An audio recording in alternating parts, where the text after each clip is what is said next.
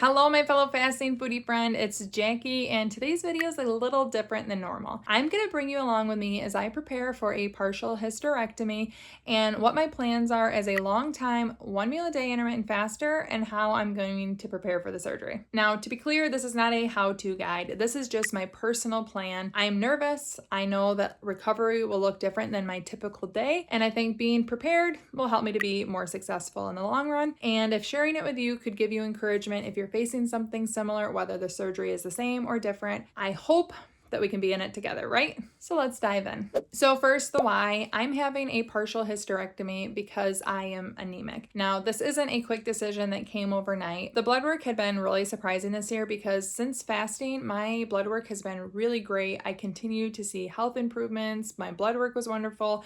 And seeing all the low numbers honestly was a little bit scary. And so we started talking about me being anemic, and my primary care physician has seen me as a faster, as a non-faster, and she has zero doubts that it's due to my period. So my period has been an issue for me for many, many years. I have a very heavy flow. I get bad cramps. I have accidents. It's just something that has been a problem for me and finally has come across as a true legitimate problem on my blood work. So I think I'm losing too much blood regularly. I have very long periods.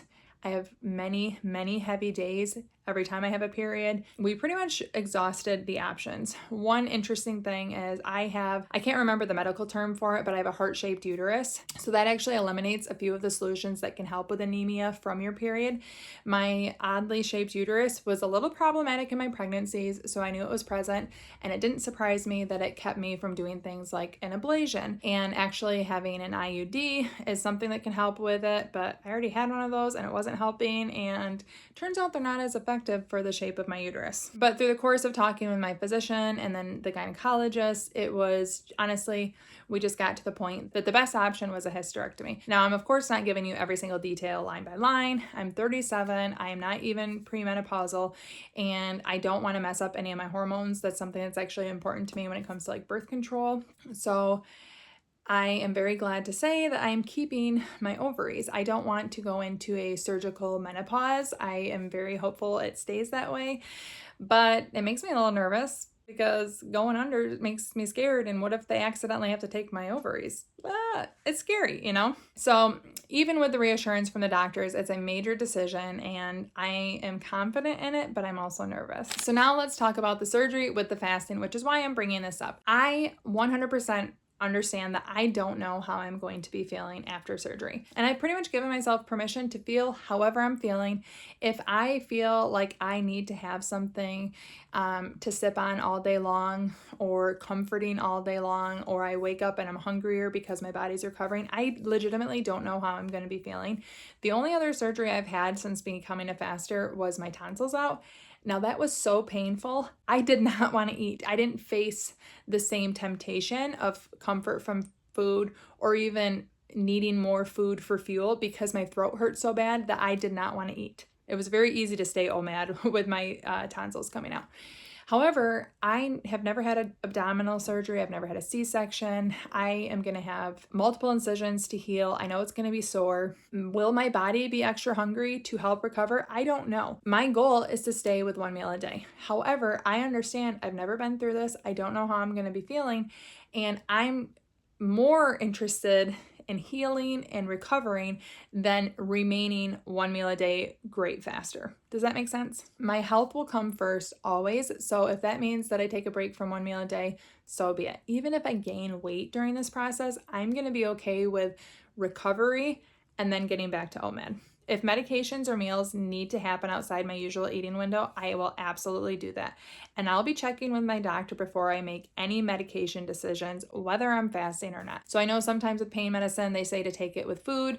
I will be clarifying, does it actually have to be taken with food? Is it maybe, I'll just maybe be nauseous if I don't have it with food? I'll be getting all that information from my doctor, and I highly recommend you do the same thing. I will never give you medical advice and say, oh, this is what I did, you can do the same thing. Absolutely not. Talk with your physician on your unique circumstance and the medication you're taking, anything that I do will be worked through my doctor, because I don't know about medicine and I don't want to just assume that I can do it on an empty stomach and deal with nausea if that comes. I'm going to make sure that I'm okay, regardless if I'm fasting or not. The goal is not a perfect fast. The goal is recovery. And I'll be honest, I do hope to stick with OMAD in my recovery. I feel really good with OMAD. I think it'll make it simpler.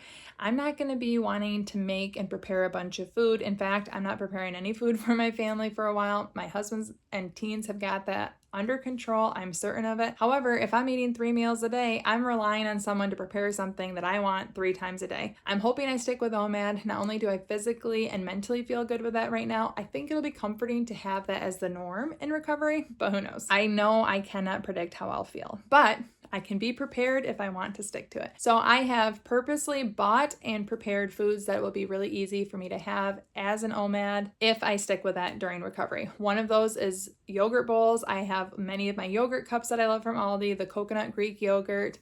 I have pepitas and shaved coconut, the unsweetened coconut crisps from Trader Joe's, blueberries, honey. All of those toppings will be so easy to add right to my bowl. Those will be fulfilling, delicious. I'll love them. Very simple. I also bought some egg bites from Costco. I just have to heat them up. Same with some chicken sausages. Things that I really enjoy and will be very easy to grab and go. I can eat when I want. They'll be ready when I'm ready. And I don't have to rely on my family making a separate meal, or let's be honest, them preparing things that I'll actually want to eat. They like to eat plain pasta, and that's just not my favorite thing. I also have a large stash of, I already mentioned pepitas, but pistachios, edamame, things that'll be really simple to grab, and a bunch of snacks from the Sweet and Snack Expo, and plenty of coffee. I even got a Keurig to keep right in my bedroom, right by my bed, so that I can make just a cup at a time. No worries, simple, and I'm not relying on someone else. And we all know I won't be driving to Panera. And what's really nice, as I mentioned, I'm not in charge of meals for my family for the next few weeks, and I'm just prepared to have simple OMADs for myself. Again, if I stick with OMAD, because if my eating window or my lifestyle changes in this phase of recovery, that is okay. And I hope you allow it to be okay for yourself too if you are facing a similar challenge in the future. The funny thing is, one big fasting win has already shown up. The night before surgery, I have to fast until my surgery.